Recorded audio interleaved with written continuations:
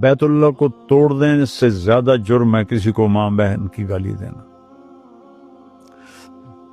کہ آپ نے بیت اللہ کو دیکھ کر کہا ما اعظم حرمتک، تیری عزت بہت اعلیٰ ہے، لیکن ایک ایمان والے کی عزت اس سے بھی زیادہ ہے.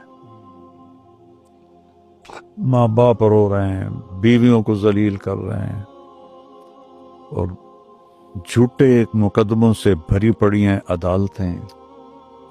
تو بد اخلاق، جس قوم کے اخلاق برباد ہو جائیں اور جھوٹ عام ہو جائے اور بددیانتی عام ہو جائے اور ظلم عام ہو جائے، وہ کیڑے مکوڑوں کی زندگی گزاریں گے، انسانوں کے نہیں گزاریں گے.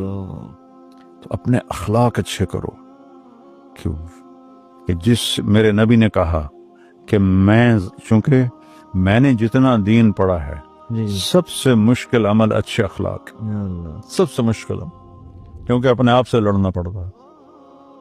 میرے نبی نے کہا میں گارنٹی دیتا ہوں جنت الفردوس میں گھر لے کر دوں گا اپنے اخلاق اچھے کر دوں. تو اس کا مطلب یہ نہیں کہ آدمی سے کوئی واہی تباہی نکلے گی، نہیں نکلے گی، بشر ہے، معافی مانگے، برابر ہو گیا، سیٹ ہو گیا معاملہ.